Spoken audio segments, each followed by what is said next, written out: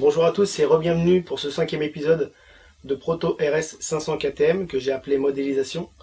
Pourquoi modélisation? Simplement parce qu'on va reproduire les gabarits en bois en 3 dimensions pour pouvoir après les réutiliser, avoir des fichiers exploitables dans l'industrie pour pouvoir les faire découper laser.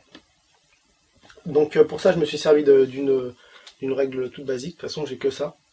J'ai pas de tridimensionnel et j'ai pas de quoi mettre le cadre sur un arbre et m'amuser à ça. Donc voilà, j'ai pris les codes par triangulation. Donc normalement elles sont contraintes au maximum et je tombe juste. 1 ou 2 mm près. Normalement j'ai fait des oblongs où il y avait des gros risques. Sinon je me suis servi de ce genre de gabarit en métal pour les formes complexes. Avec des angles, des choses comme ça. Et on commence la vidéo bien parce que ce matin j'ai une petite surprise.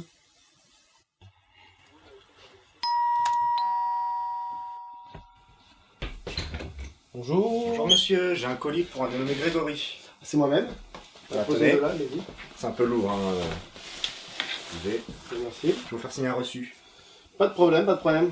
Tiens, la poste... Moi, toi, je connaissais pas ça. Voilà, maintenant c'est fait. Livraison rapide en 48 heures, monsieur. C'est très bien. Voilà. Je vous remercie beaucoup. Je vous souhaite une bonne journée. À vous aussi. Au revoir. Au revoir. Waouh! Ah, ça, c'est cool! Un vilebrequin! Comment il est? Mon Dieu, il est tout neuf! Donc voilà, on a reçu un vilebrequin complet qui venait d'être réembiellé. Donc on est plutôt content. Maintenant, je pense que je repasserai quand même chez mon pro pour vérifier l'équilibrage dès que je pourrai. Donc voilà, donc on va attaquer la modélisation. C'est parti.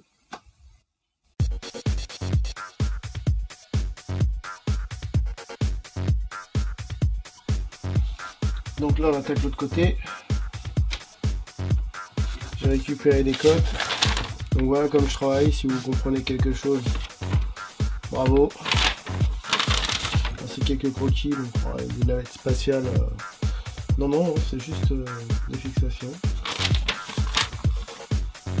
Des cotes qui un peu à l'arrache.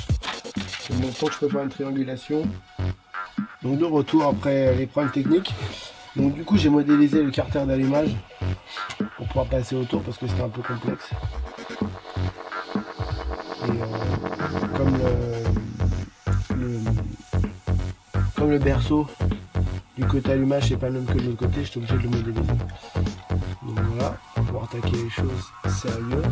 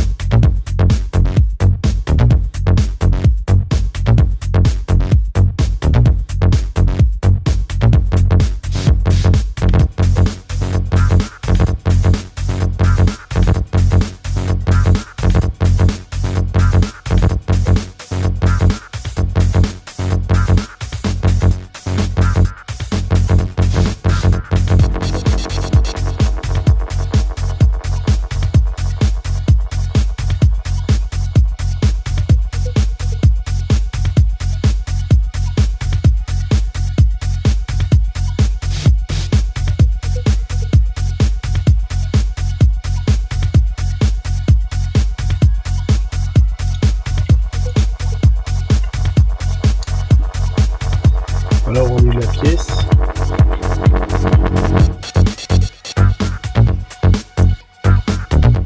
On va essayer de faire un petit assemblage pour voir ce que ça donne. C'est parti.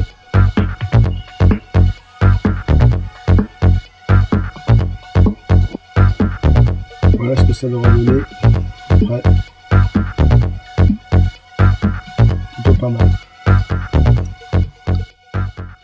Donc voilà, finalement on a décidé de reprendre les fixations complètes, y compris le renfort central du cadre, et rajouter une patte qui fera que la vibration elle se répartira plus sur le cadre en alu, mais elle passera directement par cette pièce.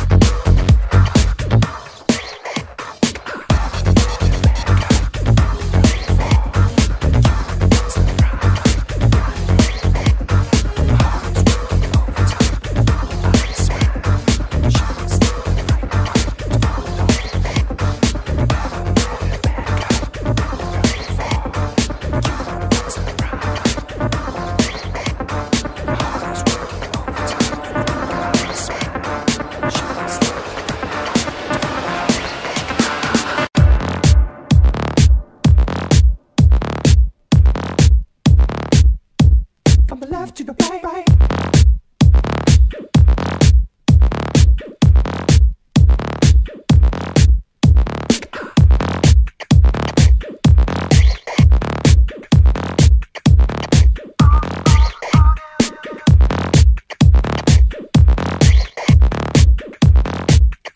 Say hi to the girl.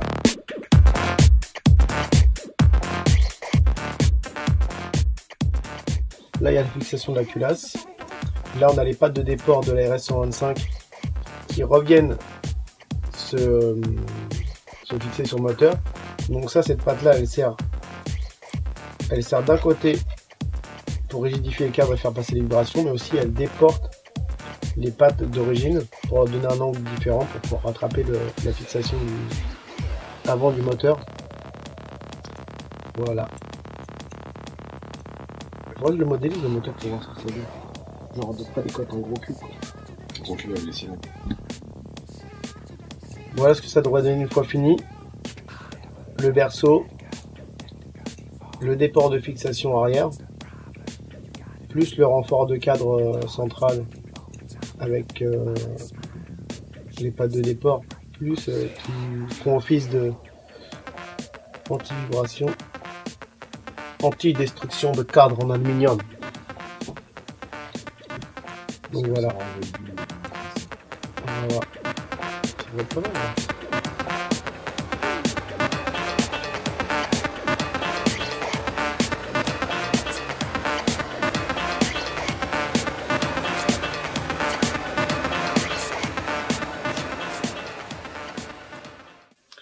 Donc il faut savoir que pendant la modélisation, il y a eu plusieurs versions, parce que on améliore toujours un peu de temps en temps. Et au final, je voulais garder ces pattes-là d'origine de la RS 125 du moteur Rotax 122. Et puis finalement, je voulais juste faire une petite patte qui déportait comme vous avez vu dans les premières vidéos. Finalement, je me suis dit que ça a vachement vibré, ça risque de me péter mes soudures qui sont juste en bas, les soudures de maintien justement.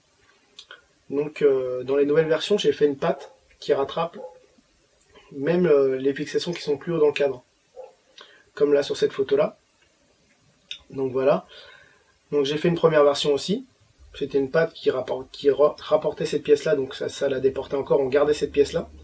Puis finalement dans la dernière version j'ai fait une patte qui descend jusqu'en bas. Avec un support de radiateur réglable. Pour l'inclinaison, parce que celui-là en fait quand on le déporte, le radiateur remonte forcément et ça nous emmerde pour le fixer. Donc voilà. Donc les dernières versions à jour ce sont celles-ci. Et normalement ça devrait pas changer et j'espère que quand elles reviendront de découpe laser, donc ça coûte quand même assez cher. Il faut savoir que pour une découpe laser comme ça j'en ai pour à peu près 400 à 450 €. Donc c'est quand même un budget. Et j'espère que tout tombera bien et que j'ai pas dépensé de l'argent pour rien. Donc voilà, dans le bon cas, on va dire, dans une semaine et demie, j'ai les fixations. Donc normalement je devrais faire une vidéo si tout se passe bien. Et si tout se passe mal, je ferai quand même une vidéo, mais il n'y aura pas de montage de moteur avant que j'ai encore des sous pour pouvoir les refaire découper. Donc voilà. Par la même occasion, on en avait profité pour faire découper une couronne de 32. Parce que je pense pas que la couronne d'origine ça va servir à grand chose sur un moteur avec autant de puissance, surtout que nous on veut des rapports assez longs, exploitables, parce que si c'est vraiment trop comme une motocross, ça va pas être exploitable. Et on a vu aussi pendant la modélisation qu'il y avait un autre souci, donc ça on l'avait déjà vu dès le départ, c'est comment on va démarrer la moto. Donc là si vous avez des solutions pour moi, parce qu'on pensait faire un kick déporté, on va quand même essayer de le faire. À la poussée de cette moto là, elle ne démarrera jamais, ou si elle démarre, moi j'ai pas envie d'être dessus, parce que quand elle va partir, moi je pourrais pas l'arrêter s'il y a un problème de frein, une connerie. Donc voilà, si on démarre à pousser et que la moto elle part, c'est fini quoi. Donc voilà, donc si vous avez des solutions, n'hésitez pas. Sinon on se retrouve sur ma page Facebook Proto RS 500 KTM. Et si vous voulez m'aider, à la fin il y a des coordonnées comme d'habitude. Donc voilà, je vous remercie beaucoup, à bientôt, au revoir.